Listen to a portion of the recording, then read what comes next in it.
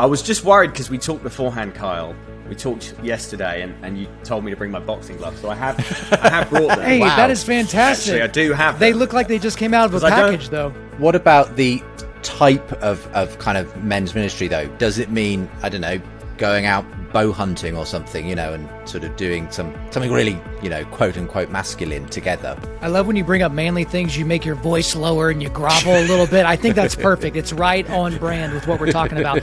Well, Kyle, he doesn't know what bow hunting is. Have you ever held a bow and shot it at something you intended to kill? Never something I've intended to kill. I have done a bit of archery, okay. You know. All right. So there you go. Archery, little plastic bow and arrow. That's great. Hello and welcome along to today's edition of the show. If you're enjoying this video, then why not like it? And indeed, you can subscribe to the YouTube channel as well. You can find more info about Unbelievable, our regular podcast, and access to our newsletter as well with the info from today's show. Do go and check it out if you can.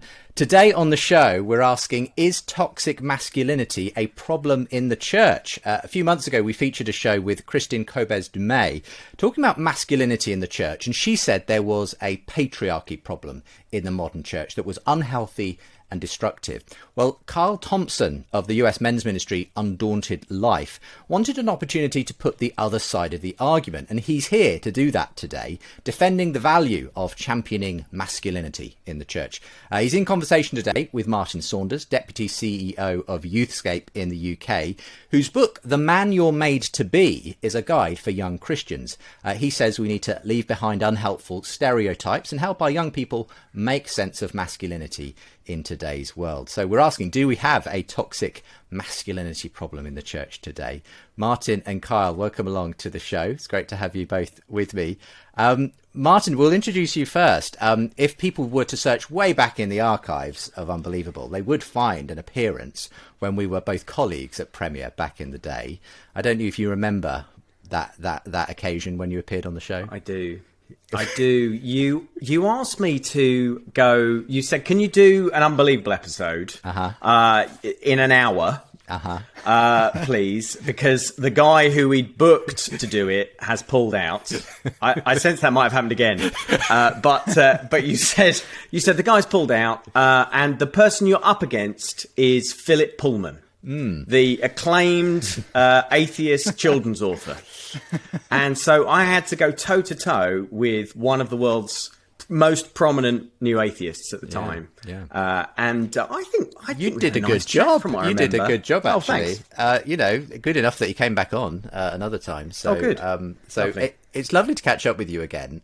You now obviously have moved on to higher and better things. Tell us about what Youthscape is and your role there. Yeah, so we are a youth ministry based here in the UK. We work with young people locally in the town of Luton, where the ministry is based. And that's really the sort of where we're rooted. But we actually also work nationally with youth leaders and with young people directly. We run conferences and events. We create resources. My big project at the moment is launching Satellites, which is a new festival for young people, which starts in August 2022. And we're hoping to gather about 5,000 young people there to hear about what it might mean to put God at the center of your life. That's a pretty crazy, message to be giving to teenagers in the UK in 2022. But I'm excited about it. I believe in it. I've given my life to it. So yeah, that's kind of what I'm doing. Well, my teenage son will be there next summer. Right. So yeah, very much looking forward to it. Tell us about The Man You're Made to Be. This came out a year or two back now. But what made you want to write this particular book, Martin?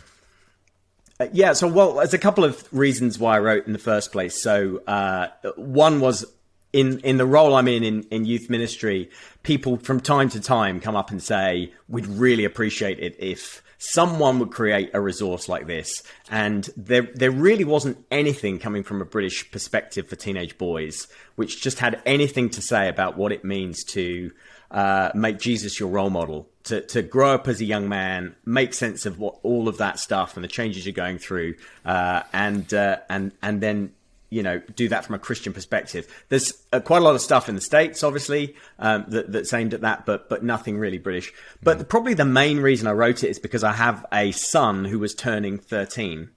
And I actually felt like, wow, he's about to enter into a very, very complicated world, and he's got to make sense of what it means to be a good, godly man in that context. And that terrified me enough that I sat down and wrote a book about it. Wow. Yeah.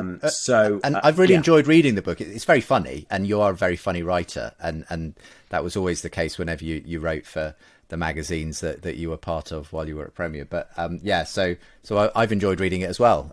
You're very kind, Justin. Well, thank you. No, it's true. So anyway, thank you very much for coming on the show today. Returning after, I don't know, 12 years or something since you were last on. It's great to have you back. And looking forward to this discussion with Kyle. So Kyle, welcome to the show for the first time. Tell us about Undaunted Life. It's a men's ministry. That's how I've described it anyway. What's it for? Why did you create this ministry?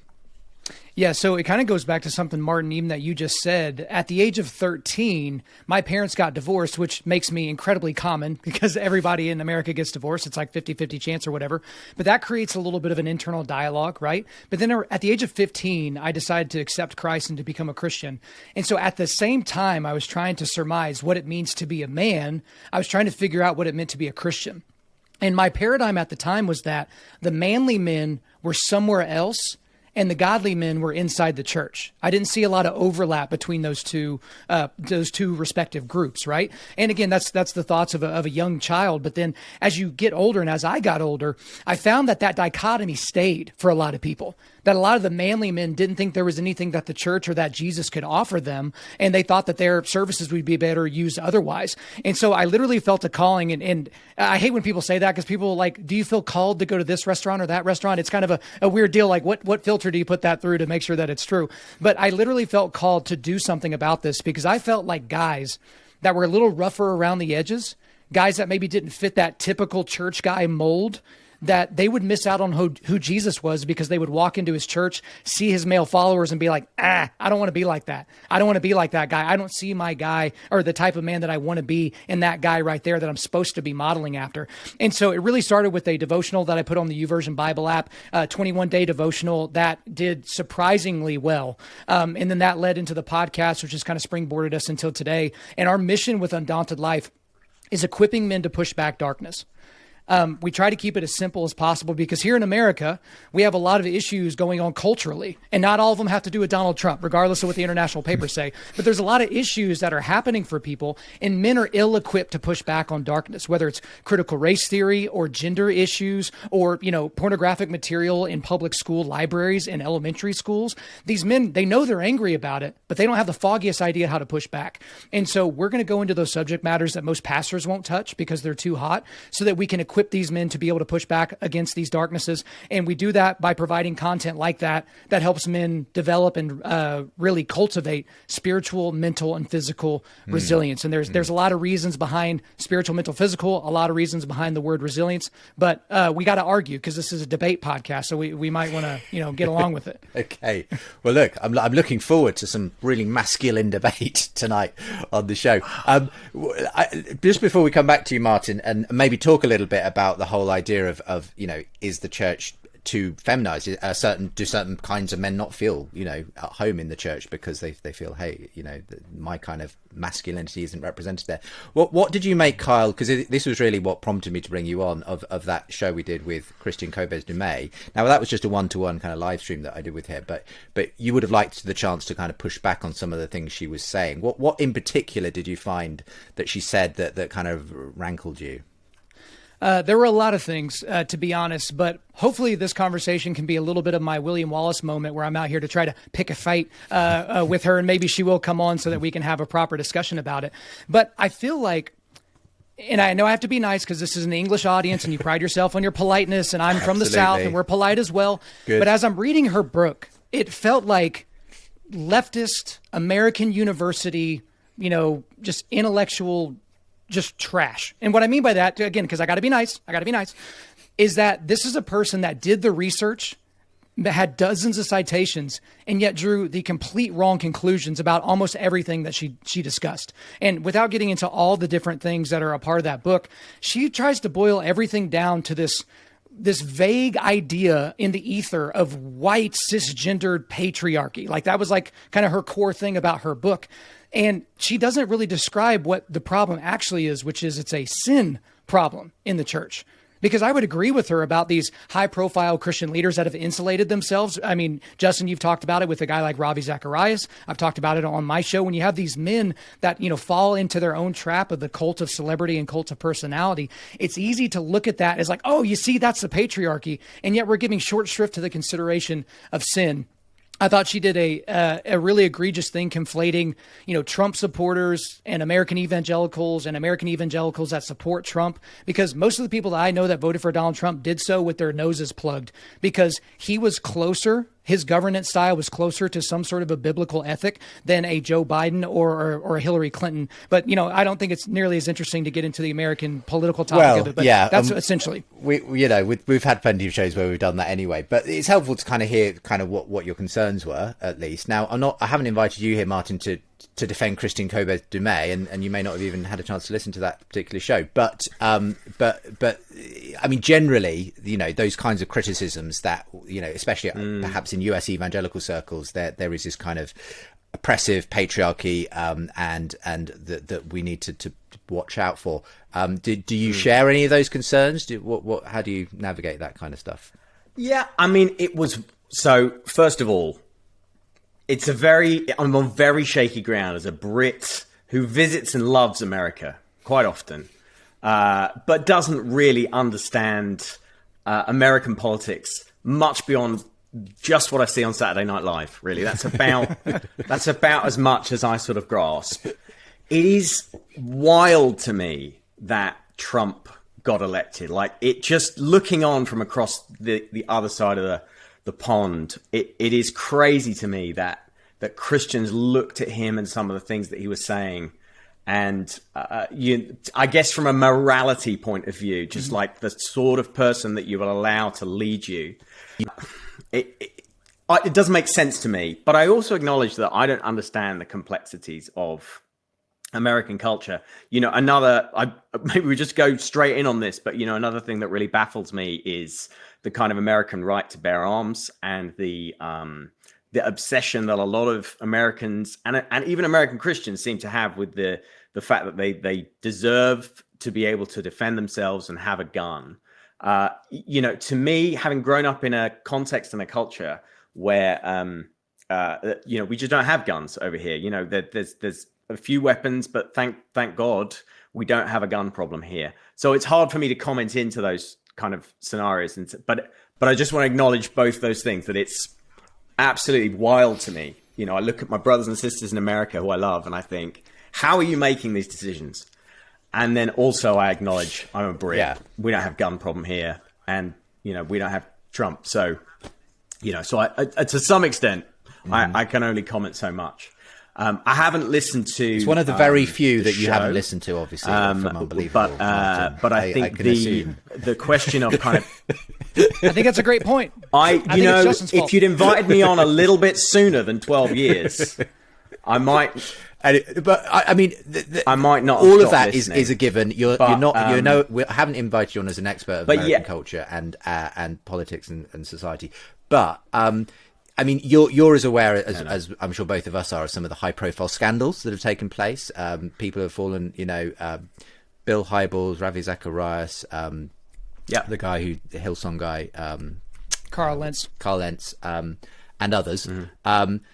I mean, what do you put that down to, Martin? Because others have said that there is a kind of hypermasculinity type of problem behind this. There's something going on there that's unhealthy. I think there's really unhealthy masculinity in the church all around the world, for sure. I think I think Carl would agree with that. I think there's going to be unhealthy kinds of masculinity going on. I wonder whether more it's the cult of celebrity pastors that creates what you're talking about there. I think it's more when you put someone on a pedestal in a way that is entirely unbiblical. Like, there's nowhere in Scripture where it tells you to kind of put people on on pedestals like this. You know, Jesus says, "I should call no man father." You know, it's mad to me again. You know, that we have these churches where literally, like, you can pay an extra $3,000 to sit in the inner circle of seating. You know, I mean, Jesus would have a field day with this stuff, I think. So I would put it more down to kind of the way that we build up, particularly male. I don't see it happen with female leaders, but I don't know if that's about masculinity or more to do with the fact that we have a patriarchy. We have a patriarchal system in church where men tend to be in the higher, most senior leadership positions. And I think it's the celebrity pastor syndrome and the pitfalls of platform that create these scandals. They put people on untenable platforms where you will at some point, you're going to be under so much pressure from the enemy, and you are also getting so much money, and there's so many reasons why you're going to slip up that it hardly surprises me that celebrity pastors fall. Yeah. Kyle, would you agree with that diagnosis? To a degree, I would. And I obviously agree because I've already mentioned the fact that I think when you celebritize these people, you forget who you're worshiping. So if you worship at the altar of Carl Lentz and Hillsong's music, it's going to be a problem for you. And Justin, I thought it was incredibly appropriate whenever you spoke about the Ravi Zacharias thing, because 2 weeks before the scandal broke, I did a podcast called R.I.P. Ravi Zacharias. And then it's like, great, now I got to deal with this part. But when you have people that start deconstructing their faith the moment a fallible human falls, I think that creates a massive, massive issue to where they're questioning, wait a minute, I was saved when Ravi Zacharias spoke live or on a podcast or something like that. And now, was I really saved because he was a gross sexual predator? And I think that becomes the issue, is because we're focusing on the man in the pulpit and not the man, at the right hand of God. And so I think that's where the biggest issue is like, where are we putting our focus? And I was thinking about this, and I was talking with some friends earlier this week. I don't remember these early church fathers thinking about their personal brand, right? And their ability to have this wide level of influence. I'm pretty sure they were worried about making God famous and not themselves. What do you make of the argument that church has become too feminized, Kyle? Jesus, my boyfriend songs, emotional, touchy-feely stuff is kind of what people are into in churches. And I have heard it said, a lot of guys, it's not my thing, so church isn't the place for me. Presumably that's the kind of thing that you were seeing and what inspired you to create Undaunted Life.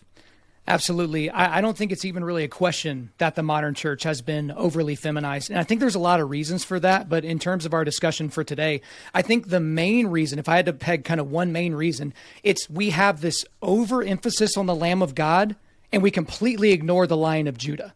Right? So we take the easy parts of who Jesus was, the Jesus meek and mild, the Jesus walking around, holding a lamb, kissing people on the tips of their noses, saying how cute they look that day. And we forget about the other parts of that personality. But also, Justin, I feel like a lot of it has to do with how Jesus is portrayed in culture and in the church. So in film, in television, in artwork, he's portrayed as like this effeminate, soft-featured, dirty, blonde hair, blue-eyed Danish model, and not like this kind of rough and tough, like not incredibly attractive Middle Eastern Jewish carpenter, right? It's like when I look at pictures that are depicted of Jesus, I'm like, who is this person? I was like, because I'm pretty sure Jesus of Nazareth didn't look anything like that. You mentioned the modern worship music. I have an entire episode. It's one of our most popular episodes called Contemporary Worship Music is for Women and Effeminate Men. And one of the biggest reasons why I feel like men get turned off from the church is because they listen to these songs and they don't exactly know why they don't want to sing it. But then I tell them, I'm like, okay, the next time it says the word Jesus or God, just plug in the name Larry. And that's why you're not singing those songs, because it sounds like you're singing to this guy that you want to bring close to your bosom and cuddle with, and not the creator God of the universe or his son. And so I think there's a whole lot more that we can go into there. But I think that it really boils down to the type of presentation that the church puts out there, and they're putting out the wrong type of bait to get men. Martin, what are your thoughts on that? Yeah, I mean, there's a good question, isn't there, about who worships for? Like we can get very consumeristic about church. Like, oh, church, I don't like the songs that they sing at church. I don't like the way that they, I'm going to go to a different church down the road where they sing more masculine songs. Well, at that point, who you even worship? Like, who is it you're worshiping? Who's worship for? And worship is for like God. It's for Jesus. It's for this unbelievably beautiful kind of centerpiece of all creation that we stand before and just go, wow. You know, that's who worship's for, not for us going, oh, I don't like, because they do Hillsong down the road, so I'm going to go to, I'm going to go and go to this other church that sings that stuff. So I don't like that. I'd also say I have felt a little bit of that discomfort. Like, to be really honest, I have felt that little discomfort in singing some songs where I'm like, oh, this is basically a love song. And I do go on, think give me an example. Worst offenders, gosh. Martin. Can you sing it? Can you sing it for us, actually, Martin? Well, no, I can't. But I mean, the sort of Oceans song by Hillsong, you know, about sort of walking along the waves and feeling my feet lapping against the sand, and I don't even know what that's even about. Maybe you found that a bit too sentimental or something. I mean, I don't know whether it was necessarily it was kind of too lovey-dovey or whatever. But yeah, no, I don't know if that one was. Yeah, so all I'm saying is I kind of see that. However, I'm pretty secure in the fact that I'm a kind of heterosexual man. I don't feel any threat to that by telling Jesus that I love him. In fact, I don't feel any threat to that by telling other men that I love them. I think that's a really healthy thing. And I do think, you know, there are some beautiful old songs, you know, and actually some great new songs that I love singing that I never feel that's any threat to my masculinity. Singing something like Jesus, I love you, or whatever. Do you object to that kind of a lyric? No, that's kind of this caricature masculine thing that we don't ever tell anyone we love them. We don't do any of those types of things. But to Martin's point, where I would agree and disagree is, I don't care about the music style either, because you've probably heard, well, in America, it's like, well, are you an elevation music person or are you a Hillsong music person? And then I'm like, I'm the third category, whatever the third box is. It's just not my cup of tea. It's not my style of music. I like stuff that's quite a bit heavier, but I listen to metal music that is gospel centered, and the lyrical content is absolutely incredible and theological and all that. But the problem that people get into is, if you're being introduced to church, that's what you think God is. That's what you think godliness is. And I feel like it's confusing for a lot of people because they're not getting the record straightened to them from their effeminate pastor or from anybody else in the church. Now, you've used this phrase a couple of times, effeminate men, effeminate pastors, and so on. It reminds me, if I'm honest, of a bit of the Mark Driscolls. You know, he tended to use that, and he had this famous tweet that was one of many that got him into a bit of trouble about, you know, effeminate worship pastors and so on. I mean, are you being a bit pejorative there, Kyle? You know, men come in all flavours and shapes. Is there a problem with being a less masculine / more effeminate man, for want of a better word? Well, I know you and Mark Driscoll are really good friends off air, so I don't want to say anything that would, you know, make you think that I didn't think that he was good at it. But yeah, the thing with Mark Driscoll is, because I don't know him personally, I've never talked to the guy.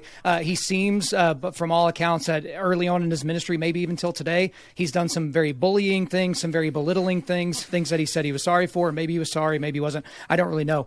But I think his style about asking men to be more masculine, to be more biblically masculine, to focus on things, to not, you know, put their testosterone in the back pocket, but actually to have it in the forefront, is very, very important. Because one of the things that I think Mark Driscoll got right, again, I've not followed his ministry very closely, so I'm by no means an apologist for Mark Driscoll, is I think the reason why he was popular is that men were tired of being told to act like women. And Driscoll's like, no, I want you to act like men. He may have did an incomplete job of describing exactly what that is. But with Undaunted Life, we say a manly man is a man that cultivates spiritual, mental, and physical resilience on a daily basis. I told this to Martin when we talked off air. I don't care what you're into. I don't care if you're into, you know, stuff that I'm into, like, you know, fighting and four-wheel drive and meat and scotch and all those different things. And I don't care if you're into making artisan breakfasts and classical music and things that maybe people wouldn't consider to be typically masculine. Those things don't make you a man. But I think if we go to Scripture and we see examples from men in Scripture, there's no definition of what a godly man is in Scripture explicitly, but we do get a sense of it. And it doesn't have a lot to do with people that are completely controlled and consumed by their emotions all the time. Martin, what's your take on the way Carl sort of, feels that we there is a kind of form of masculinity that is not being represented in churches very much?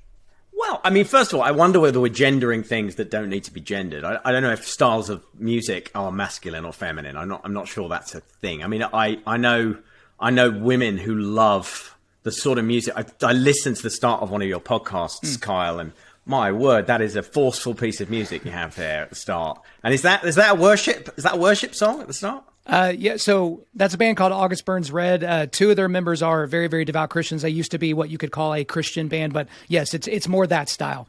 But it's like screamy heavy metal. But I know plenty of women love that kind of music. So I'm not sure that's masculine music or feminine music. So I just wonder whether we gender things. I'm really interested in this idea of a biblical masculinity. And if we're talking about characters from the Bible and saying like the things that they display are an example of biblical masculinity, because as far as I read the Old Testament, actually, I mean, as far as I read the Old Testament, it's a series of guys, it's mainly men, because that's the culture that was a patriarchal culture all the way through, who essentially screw up over and over again. So that God calls these men and they fail. Like that's basically the story of the Old Testament, is like failure after failure after failure, and then with the redemption story of Jesus. And so for me, like if we're going to construct a picture of biblical masculinity, I want to spend 10% of that time thinking about those guys who messed up throughout the Old Testament. And I really want to focus on Jesus, the person of Jesus. I do agree with you though, Kyle, that we focus so heavily on one characteristic of Jesus, that he was kind, that Jesus was like this lovely, kind man. Oh my goodness, read the New Testament. Jesus is rude. He's like angry. He picks fights. He literally goes, a Pharisee invites him for dinner, and like all we read is like straight away, I think it's like Luke 11. Straight away, the first thing he does is like, hey, let me tell you 7 things that are wrong with you and your friends. It's like, just let the man serve you the starter, for goodness sake. And but we have Jesus in this box that is like, oh, he's meek, he's mild. And that's not who Jesus is. So I'm just interested. I'd love to hear more from Kyle, really, about biblical masculinity. We'll do that after a quick break, and maybe we'll return to Mark Driscoll as well, and talk about the gender imbalance in church as well, because I think that's quite pertinent to the discussion today. Toxic masculinity, that's our subject today. Is it a problem in the church? My guests are Kyle Thompson and Martin Saunders. We'll be back in a moment. In an increasingly secular and sceptical world, it can often feel like faith is under threat. But faith isn't simply blind belief. It's trusting in something we have good evidence for.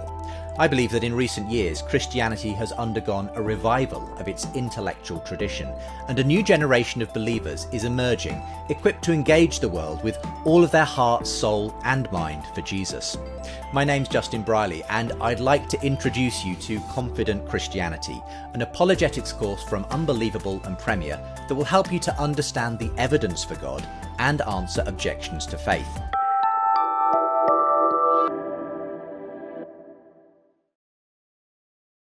Talking about toxic masculinity and the church, Kyle Thompson of the US men's ministry Undaunted Life joins me in conversation with Martin Saunders, Deputy CEO of Youthscape here in the UK and author of The Man You're Made to Be. I did want to ask you, Martin, just before we go on to other topics, what your perspective on Mark Driscoll is, as the name's come up already, especially since Kyle, I think, saying essentially, okay, yeah, he obviously got things wrong and don't follow him entirely. But, basically, the reason when we're attracted to his style of ministry was because he kind of put masculinity back on the map and that kind of thing. So what's your feeling on the Mark Driscoll sort of phenomenon? Well, I wear as a badge of honor that Mark Driscoll has blocked me on Twitter. And I did write a few spicy things around the fact that British ministries were inviting him to come and speak over here. So I don't want to get too personal, but he feels to me, from having read a fair amount of what he's written and certainly listened to some of the I haven't listened to the Rise and Fall thing, which I know is very popular, but having listened to some of his talks over the years, I think you would have an example there of a man whose gifting and skills outpaced his character.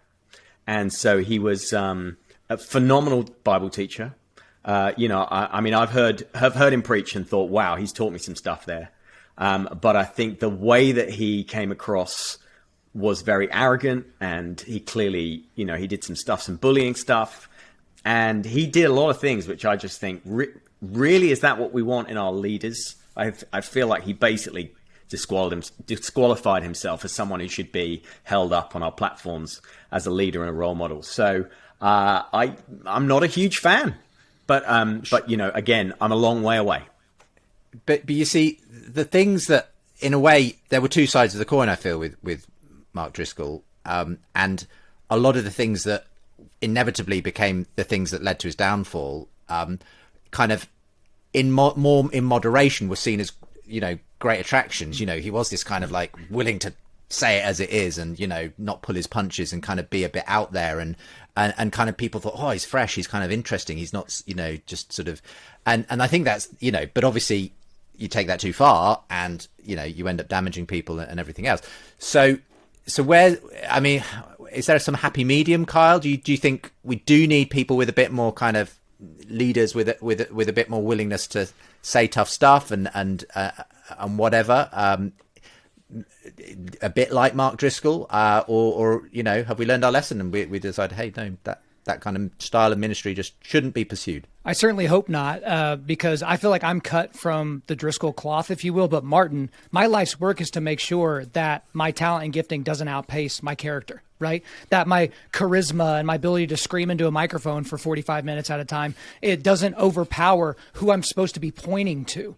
Because again, I think in all these different people that we've mentioned a lot of great men of the faith, right? A lot of the things that they were doing were to build themselves up and to build up their personal brand. And I feel like if I ever get into the point being Undaunted Life, or the point being me and not the gospel, not Jesus, and not pointing people to the Father, that's where it becomes a large issue. But I do think that messaging and that style, that forceful, forthright style, which is my style, is very appropriate and useful in a lot of situations. Okay, so what about the gender imbalance in the church? Let's talk about that a bit as well. I think there's a pretty similar scenario in most churches in the US as there is in the UK, which is about 2/3 women, 1/3 men. Again, there are theories out there, I'd be interested in both your takes on this, that actually, the reason for that is this feminization thing of the church, and so on. B, that, some church growth theorists say, hey, if you want to bring a whole family to church, you've got to get the guy. There's all this sort of stuff. Now, Christian Cobes de May, when we talked about that, was skeptical of that kind of theory. But what do you make of it, Kyle, first, and then Martin? What's behind the fact that there is this gender imbalance in churches? Yeah, I really think that men in general, they go where they're needed. Okay. And if they're not needed somewhere, they're going to go wherever they want to be.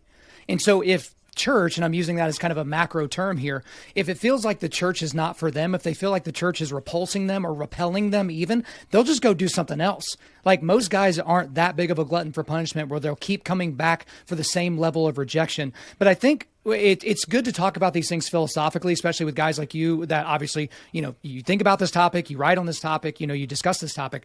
But to get a little bit granular, if you don't mind, Justin, I think most churches need to stop worrying about men's events and start worrying about making their churches man-friendly.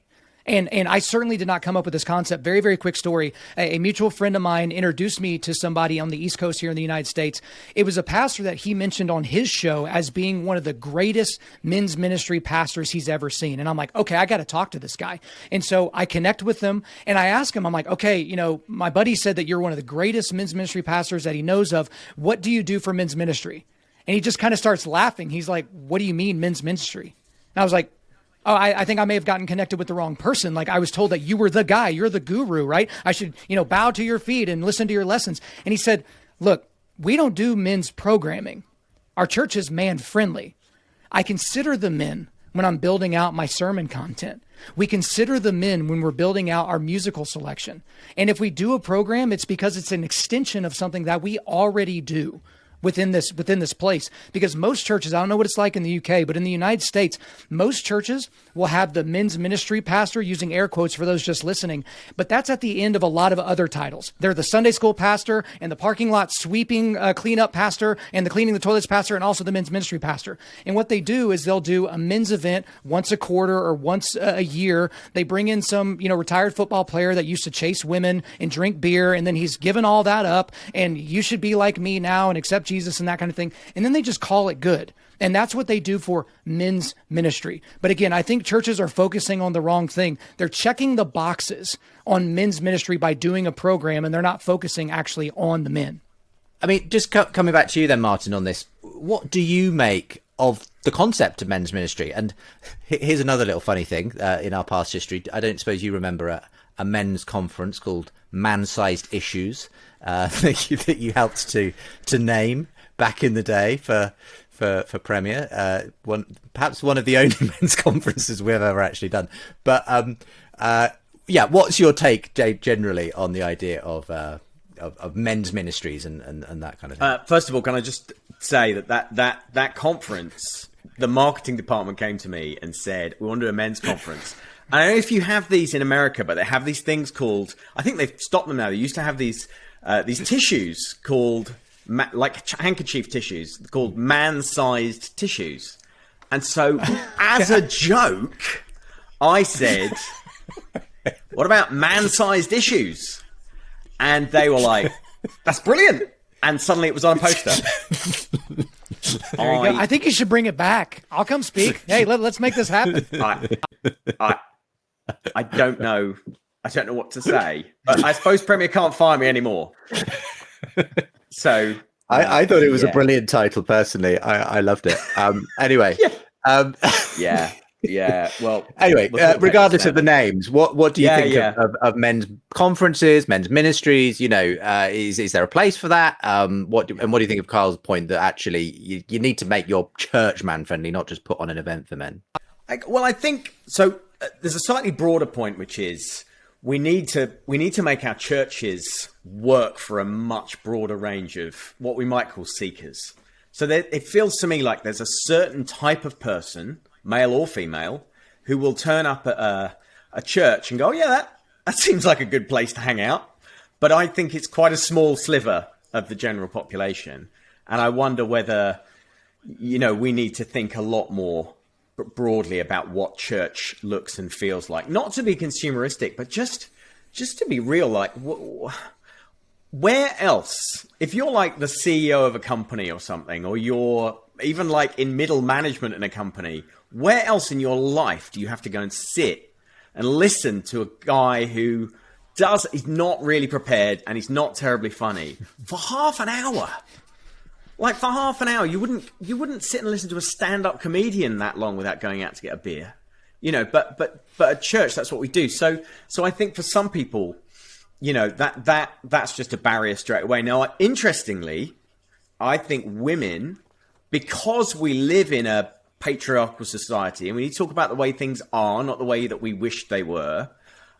So because we live in a culture where women have been kind of men have been in most of the positions of power and leadership, throughout our lifetimes and way before that, women are more likely to kind of just be used to having to sit and listen to a bloke go on for half an hour.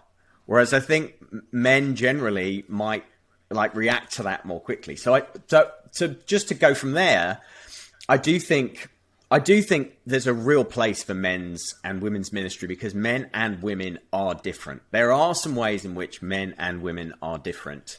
And we have these very clear ideas of gender in culture, and we tend to skew towards them. Like some people react against them, but generally speaking, we tend to skew towards gender stereotypes, generally speaking. And so we want to reach everyone. We want to tell everyone about Jesus, right? And so we have to be pragmatic. So I think in an ideal world, for me, in an ideal world, you wouldn't need men's ministry and women's ministry because all would be equal and we could just have ministry. But that's not reality. So I think there's a place, of course, for men's and women's events. And what about the type of kind of men's ministry, though? And I don't know for you, Kyle, what that means. Does it mean, I don't know, going out bow hunting or something, and sort of doing something really, quote unquote masculine together? Or what constitutes kind of doing something that engages men in a kind of Christian context? I love when you bring up manly things, you make your voice lower and you grovel a little bit. I think that's perfect. It's right on brand with what we're talking about. Well, Kyle, he doesn't know what bow hunting is. Have you ever held a bow and shot it at something you intended to kill? Never something I've intended to kill. I have done a bit of archery, Okay. All right. So there you go. Archery, a little plastic bow and arrow. That's great. But here's the thing. I'll tell you what I like to do. Right. And then I'll kind of make it out to a more macro point. So I have a group of guys that get together on Sunday nights at a jiu-jitsu academy here in our town. We're all reading the same book at the same time. Right. And it could be a book on marriage. It could be a book on apologetics. It could be a book on, how the Federal Reserve came to be here in the United States. It's a myriad of topics. We spend the first 30 to 45 minutes discussing what we got from the reading for that week. And then I usually lead everyone through a exceptionally brutal workout. And then we train jujitsu. And, for most of these guys, these aren't professional fighters. These weren't collegiate wrestlers or Olympic level athletes. They're just guys ranging in age from early 20s to, late 40s. And that's what we do to cultivate community. It's something that I call in my ministry called a foxhole. It's a group of people that are a group of men that are constantly pushing each other to cultivate spiritual, mental, and physical resilience on a daily basis. But we're trying to do something that is of interest to us that we think is making us better. Because one of the things we feel like we're called to do is to be protectors. And it's kind of hard to be a protector if you don't know how to protect yourself. How are you going to protect someone else? I just talked about on my podcast recently about these people that were being assaulted. And as opposed to interceding, Americans were pulling out their phones and videotaping it.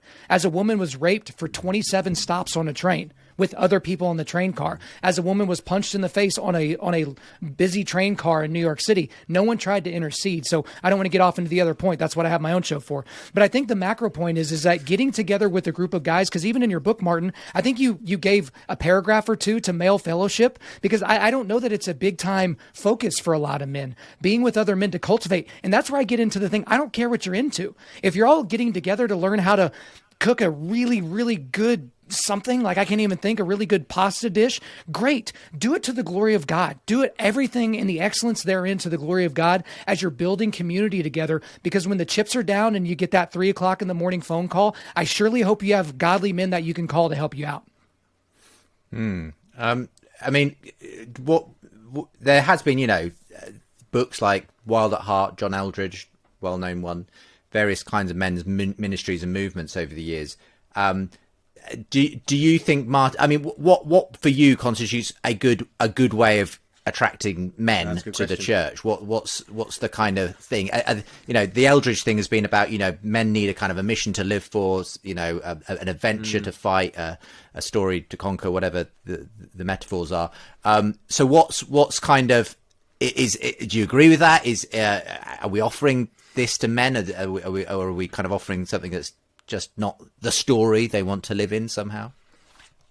Yeah, I think I've said this already. I think we're in danger of gendering things that don't need to be gendered. So I go to my local park just out here, and on a Saturday morning and a Sunday morning, almost the church in the town where I live is this thing called British Military Fitness. Kyle, you would love it, okay? When we're back from the shooting trip, you're coming here to do British Military Fitness, okay? I am in. And it's basically a guy who was a kind of high, it'll be guys who are fairly high up in the British Army, and they take these people through their paces, and they basically do military training with them. And I love to sit and watch them, maybe with a sausage roll or something, just to enjoy watching other people suffer, really. But I would tell you, way more than 50% of those people are women. So although that's kind of like a man, I mean, maybe he's a very good looking man, but although it's a man leading the thing, and it's kind of men from the British Army, they're all men, the instructors, but actually a majority of women kind of seem to love that. Now, I was just worried because we talked beforehand, Kyle. We talked yesterday, and you told me to bring my boxing gloves, so I have brought them. Hey, wow. That is fantastic. Actually, I do have them. They look like they just came out of a package, though. I tell you what, I've just picked the teeth of my Got it. out. Love it. Love it.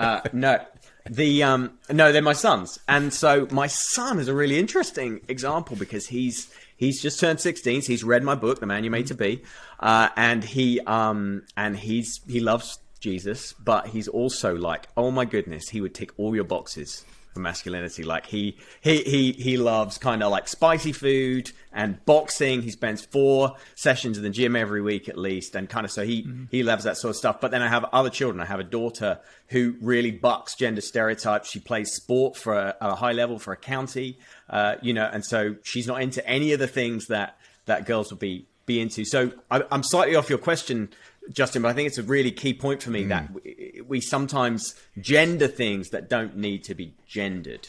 And that, I think, is the root of Well, Martin, if Justin, here. if you don't mind me hopping in here on something that Martin said, again, I don't really care what people are into and what they're drawn to. And if that maybe kind of goes over normal gender roles or gender stereotypes, I don't really care about that as much. I care about if they're developing their discipleship with Jesus. And going back to Wild at Heart, and in full honesty here, John Eldredge is a personal mentor of mine. And Wild at Heart, I consider it to be the seminal men's ministry book ever written. I mean, it's sold over 1 million copies. And his big thing is, it's a battle to fight, an adventure to live, and a beauty to rescue. And you know what? Like, if you look at those things, that doesn't have anything to do with climbing mountains for some men. Because the biggest, thing that people go with John Eldredge, they're like, I live in the middle of London, or I live in Manhattan. Like, there's not mountains I can just go out to and talk to God while sitting on a rock. But that's not the point. People are missing the point entirely. The point is that is the story of all of us. That for the typical man, we do have a battle to fight. It may not be in a foxhole in some godforsaken part of Germany in the early 19th century. At the same time, we all do have an adventure to live. And if we're not called to singleness, there is a beauty to rescue. And so he uses some poetic language about how all those things are, but it's grounded in gospel truths. And I feel like people miss the forest for the trees, no pun intended, because, they don't maybe feel as comfortable in a camping trip, or when they're dirty, and they don't own a pair of hiking boots. It's not the point. That's caricature masculinity. And the thing that I would encourage you to encourage your son to do, who your son sounds awesome, I want to hang out with them. But like at the same time, it's like, son, those boxes that you're checking, boxing and eating spicy food and going hunting with your Uncle Kyle Thompson in the United States, like those are not things that make you a man. That does not make you a man. That is an outworking of the masculinity that God gave you as a gift, but that doesn't make you a man. Interesting. But thoughts, I just would. Well, no, I love that, but to a point. But I also think I think there are a lot of women who would listen to that list of things. They might not want to rescue a beauty, but they actually do feel like they're in a battle, and they do feel like they have an adventure in their lives. And so I imagine there are women listening to this going, well, hang on, that's not just for men. Like, I want those things as well. And so I don't know why those are a man's kind of, why is that a man's perspective? Kyle. Yeah, essentially, I think John Eldredge's wife, Stacy, she has a book called Captivating, which is basically the opposite or the yin to Wild at Heart's yang. And it kind of talks about those things. And they go into a lot of biblical arguments. And I don't want to let my mentor down by, not describing his book perfectly. Maybe he should come on and have a go at Kristen if she would ever come on here. But that's the type of thing is I think that there are very typical things that comes down to our creation. And, then you get into complementarianism and egalitarianism. I don't know if we're going to get into that or not. But there is a scriptural basis for a lot of this that I think brushes up against who people feel like they are, which causes a lot of confusion. So am I getting the sense, Kyle, that you think these are kind of more kind of male-centric kind of qualities, this adventure to live for, beauty to rescue, and so on, and that's sort of biblically grounded at some level? You think that there's a kind of a sense in which, yes, men are meant to be the rescuers, the providers, the whatever, and while women may also feel that way, it's really a God-given male characteristic, those kinds of things. I would say, in speaking broadly, I would say yes, I would agree with that assessment. And for me, as I was kind of thinking through what this conversation was going to be, because you never know before you walk into something, I was reminded in Genesis 3 when God was talking to Eve and saying that, your desire shall be contrary to your husband, but he shall rule over you.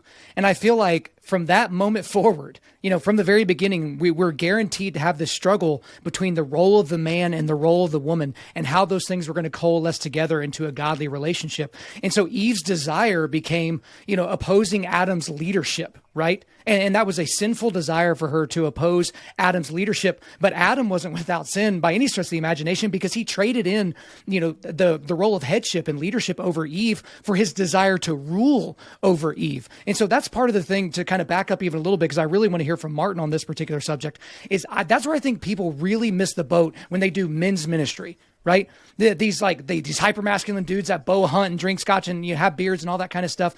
They miss everything that was told to them as well. They talk about Ephesians 5, right? And they talk about, wives submit to your husbands. And then they just kind of stop reading when it gets to husbands love your wives as Christ loved the church. And so I think for a lot of these men, they're missing the boat when they're trying to go out and prescribe things as opposed to describing what they see around them. But I think this comes back to a fallen world Genesis 3 issue, where egalitarianism really comes out of that Genesis 3 desire for Eve to basically subjugate the leadership of her husband, or of Adam, her partner. Okay, so I'm guessing you're a complementarian at this point, Kyle. So how'd you guess? Martin, what's your take on all of this? And Kyle obviously feels there is a kind of God-givenness to the ways in which he's describing this kind of male leadership, essentially, that's what men really aspire to ultimately, to feel like they're really kind of living manly, godly lives in that sense. Where do you stand on that? Well, so male leadership, I guess, as described in Genesis 3, you're sort of post-fall, aren't you? You're sort of after the fall, a man becomes. So there's something almost like we're in the broken world, we're in the fallen world when that happens.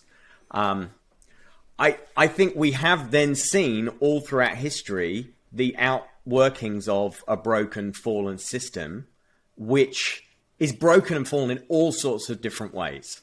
But one of the ways that it has definitely been broken and fallen is the way that men have kind of grabbed all the power and taken all those leadership positions through history, and then subjected women and subjugated women over thousands and thousands of years to create systems that then have kind of the ripples and effects today. So we could talk, as I said earlier, we can talk about how we wish things could be, but the reality is we're still very much living in a world which is incredibly so far from equality across race and color and gender. It's not even close. So we're still very much we're building on like thousands of years of white men running the show, and generally they've made a terrible go of it.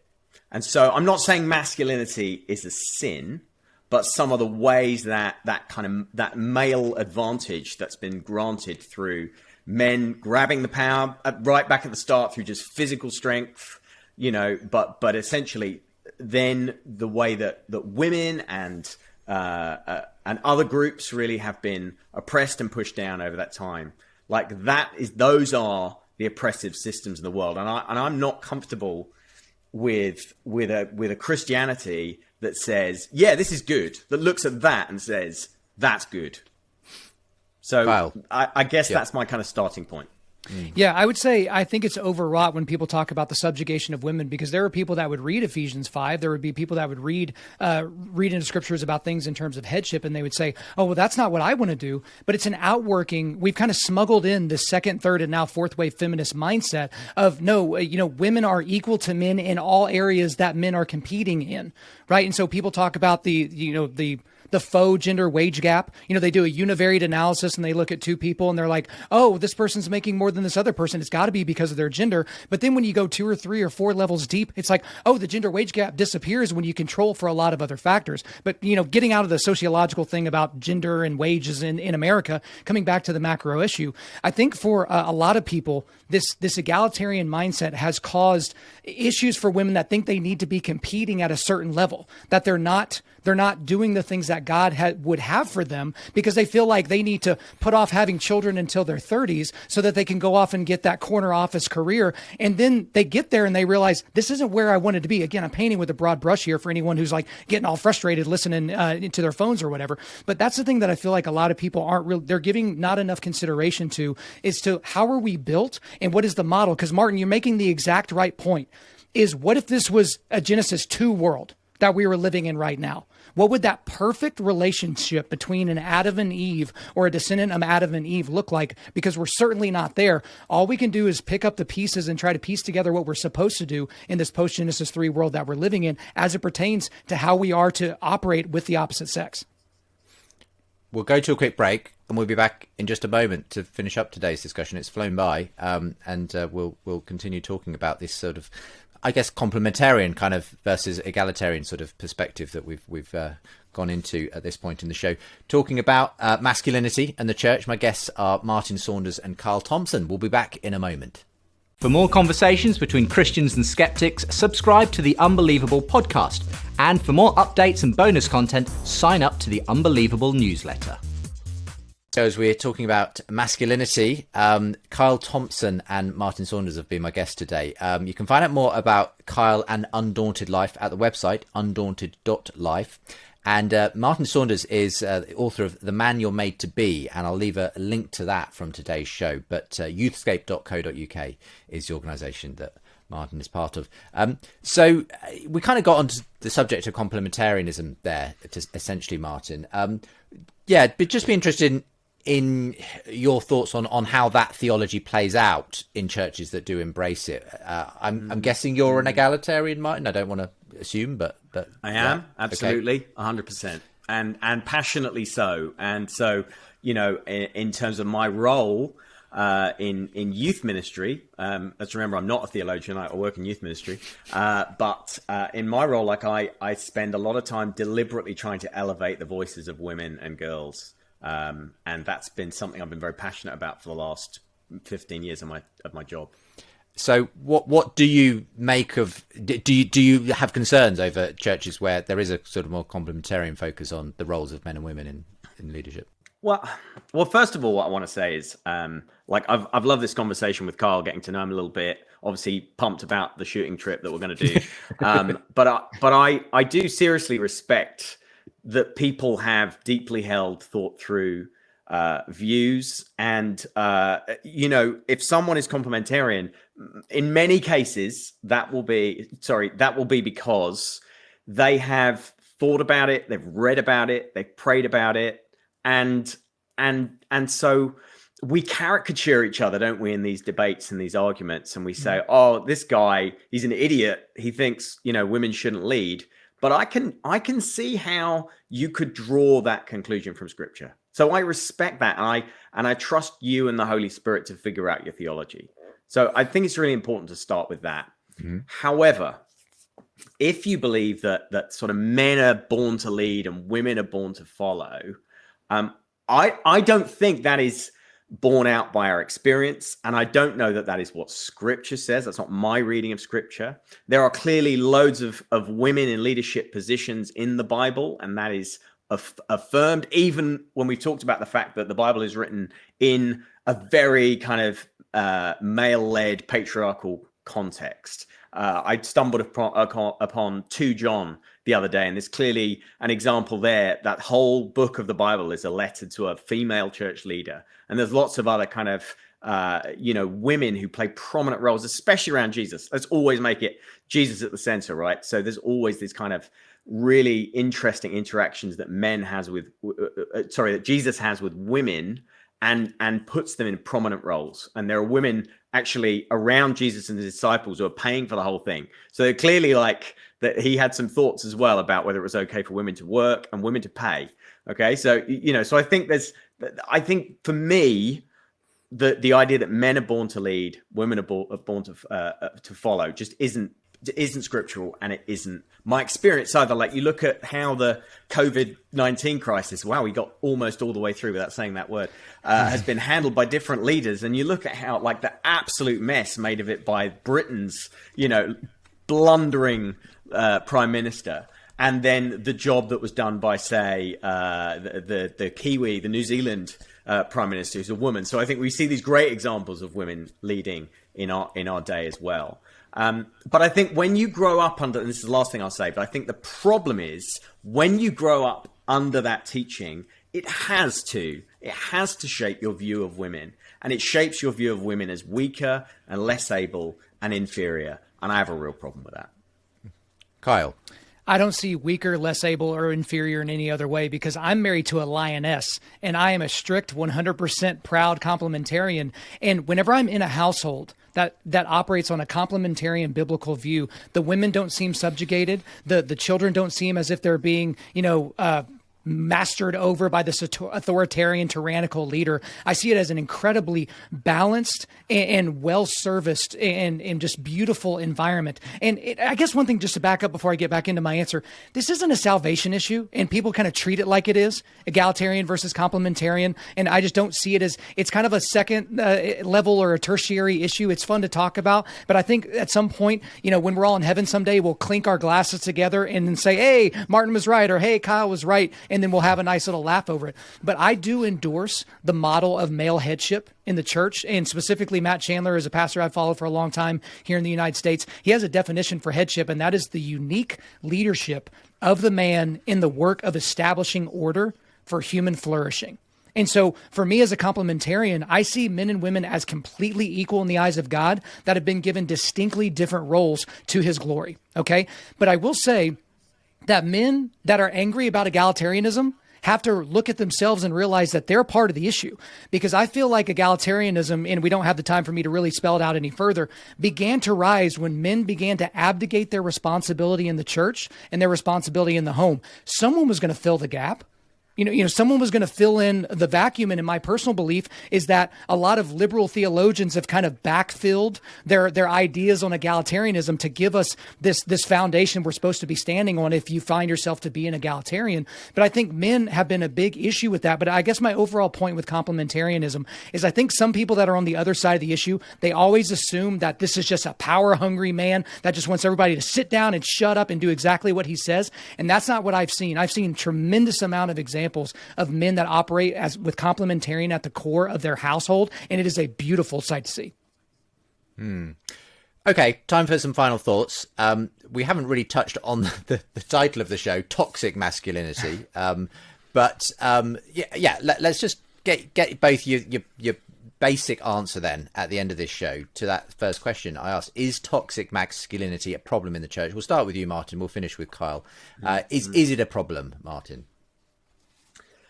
I think it is. I think we have a lot of very bad visions of what it means to be a man. And I'm talking about Trump and Harvey Weinstein and people like that. I'm talking about men who commit acts of violence and bullies. But I'm also talking about, people within the church who actually just don't reflect the character of Jesus, the humility, the kindness. As we talked earlier about, I don't want to go on about Mark Driscoll, but he was a guy who didn't display great character when it really mattered. And so I think we have a character crisis. We have a character problem in the church, and it's more of our leaders are men. And so it is an issue for men to deal with. I guess what we need, we really need a good vision of masculinity. And especially as a young man, that's I'm particularly interested in thinking about young people and how they meet Jesus. And I think they need a great role model. They need a great model for masculinity. And yes, we as guys need to provide that as Christian men. But ultimately, we need to point them towards Jesus. And I know Carl absolutely 100% agrees with that he is the ultimate male role model. And just finally, to return to something I said earlier on, I think we do a lousy job of illustrating who Jesus really is to young people and actually to adults as well. I think we have him as this meek, weak guy, in the paintings or whatever with the Danish hair that Carl described, and I don't know what Danish hair is, but we have, but actually, he would have been a big guy who spent years of his life kind of carrying trees around, and then he honestly, can I say badass on this podcast? I don't know, but you can. I might have to beep it, but yeah, go ahead. Oh, he was in many ways he was a tough guy, and he was an emotional guy, and he was a friend, and he treated women in the most respectful and brilliant way. And I think wherever you sit on this issue of complementarian, egalitarian, I think we can all agree that we need a vision of masculinity that's absolutely rooted in the true Jesus. Kyle, final thoughts. When you say true Jesus, I couldn't agree with that more. And part of the reason why I talk about the Lion of Judah so often, why he's over my shoulder right now, is because we overemphasize the Lamb of God, as I've already talked about. But the idea is not that Jesus was 50% Lamb of God, 50% Lion of Judah. He was 100% Lamb of God and 100% Lion of Judah. And so I think it would be inappropriate to only focus on the lion. I'm just trying to, pull the pendulum back a little bit in the other direction to realize that, yes, this was a rough guy. This was a violent guy. This is a guy that there's a lot of evidence to suggest he didn't just clear the temple once. He did it twice, once at the beginning of his ministry and once at the end of his ministry. This was a very aggressive guy when he felt like sinning was happening around him and whenever people were being mistreated, because he takes the Imago Dei very, very seriously. And everyone that Jesus was ever eyeball to eyeball with has the Imago Dei, and we are to respect those people. And to the question of toxic masculinity, I think there is toxic masculinity in the church, but not in the way that Kristen would say, and not even in the way that Martin would say. I think it's people that are abdicating their role as leaders within the church and within the household that is creating a more toxic environment, that's creating more people that are just going to sit by and let the world happen around them without going into it. And I don't see that from the church fathers. I don't see that from Jesus. And I certainly don't see it from any of the folks from the Old Testament that we would point to as great examples of what a masculine, godly man should be. It's been a fascinating discussion. Thank you very much, both, for doing it tonight. It's been really interesting. Again, if you want more from Kyle, Undaunted Life is the place to go. Links with today's show. Martin Saunders, do check out the book, The Man You're Made to Be. Youthscape.co.uk is for the website, and I'll make sure there's a link there to the book. But for now, Martin and Kyle, thanks for being with me. Thanks, Justin. For more conversations between Christians and skeptics, subscribe to the Unbelievable podcast. And for more updates and bonus content, sign up to the Unbelievable newsletter.